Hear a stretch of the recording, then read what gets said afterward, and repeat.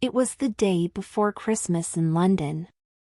Everyone was full of holiday cheer except for Ebenezer Scrooge, a selfish old moneylender who hated happiness and Christmas.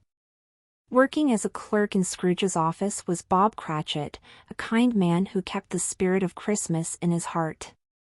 On Christmas Eve, Scrooge went home alone, while Bob looked forward to celebrating with his family. That night, Scrooge was visited by the ghosts of his former partners, Robert and Jacob Marley, who warned him that he would be visited by three spirits. The first, the ghost of Christmas past, showed him joyful memories of his youth. The second, the ghost of Christmas present, revealed the happiness of the Cratchit family, especially Tiny Tim, who was sick. The final spirit, the ghost of Christmas yet to come, showed Scrooge his lonely grave.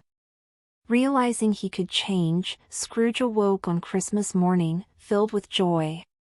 He greeted townspeople, visited the Cratchit family, and became a kind, generous man.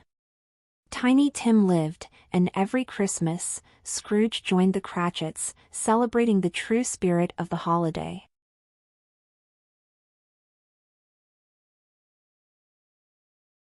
The Muppet Christmas Carol. Adapted by Louise Gicco from the movie The Muppet Christmas Carol. It was the day before Christmas in the merry old city of London.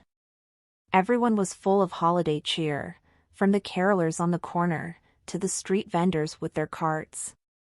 Everyone, that is, except a selfish old moneylender named Ebenezer Scrooge. Scrooge never had a kind word to say about anyone.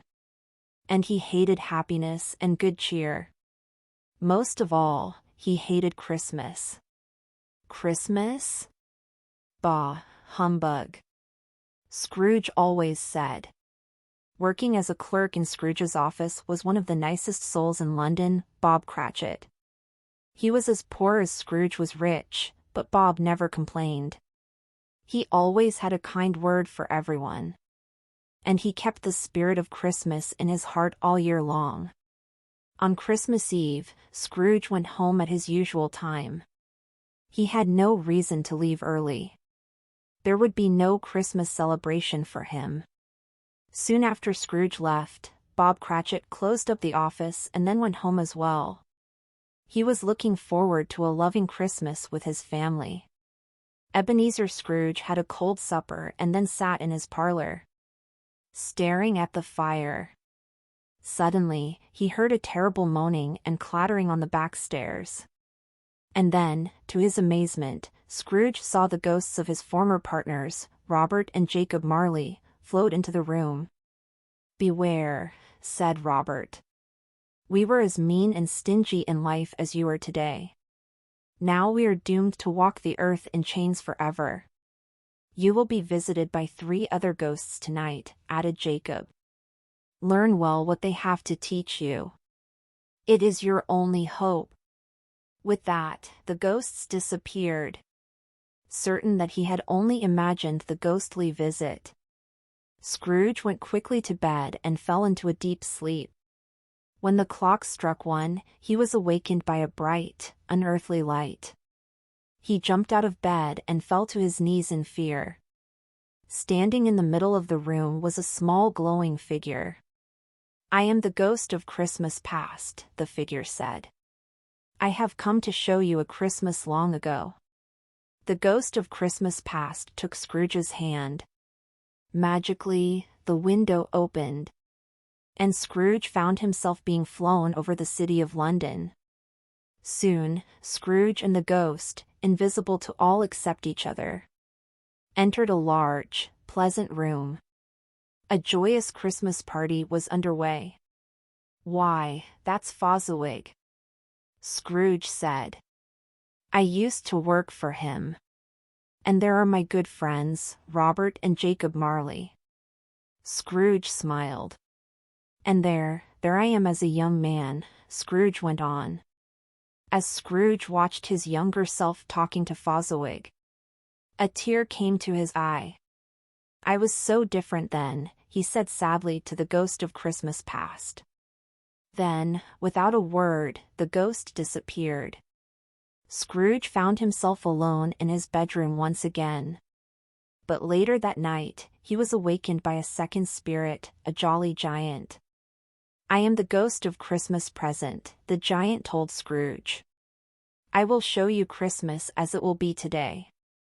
"Spirit, take me where you will," Scrooge replied. "Teach me what you will." The ghost of Christmas present took Scrooge through the streets of London. Everywhere Scrooge looked, there were happy people rushing to Christmas celebrations. Scrooge felt very much alone. Scrooge and the ghost arrived at the home of the Cratchit family. Just as Bob Cratchit was returning home from a walk with Tiny Tim, his son. Tim was a sweet but sickly child who walked with the aid of a small crutch. Inside, Bob's daughters greeted him happily. The Cratchits were poor in some ways, but they were rich in love and caring for one another. Their Christmas celebration was a joyous one. Scrooge watched as the Cratchits sat down to their meager meal. "A Merry Christmas to us all, my dears," said Bob Cratchit. "God bless us, everyone," added Tiny Tim. His simple words touched Scrooge's heart. "Spirit," said Scrooge. "Tiny Tim does not seem well. Tell me if he will live." "I see an empty seat in the chimney corner and a crutch without an owner," said the ghost. "If these shadows remain unchanged in the future, Tiny Tim will die." Before Scrooge could reply, he found himself in a dark and dreary graveyard. The ghost of Christmas present was gone. In its place stood a hooded figure that made Scrooge tremble. "Are you the ghost of Christmas yet to come?" he asked. The spirit nodded.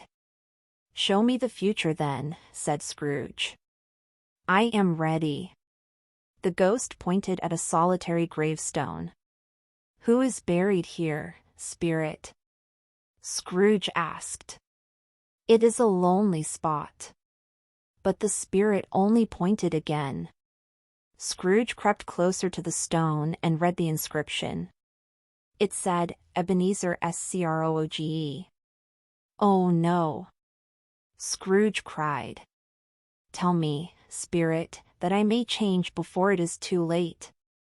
I will keep Christmas in my heart all the days of the year." Scrooge closed his eyes to blot out the terrible sight. When he opened them again, bright sunlight was streaming in through his bedroom window. "It's Christmas morning!" Scrooge cried happily.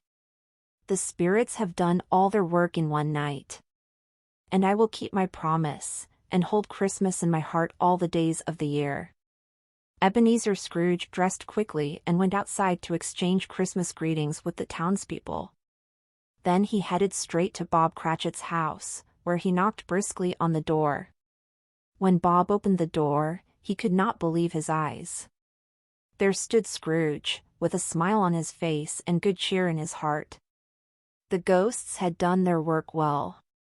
Scrooge had changed into a kind and generous man. Best of all, Tiny Tim did not die. For Scrooge made sure he had the best of care. In fact, Scrooge took care of the entire Cratchit family from that day on.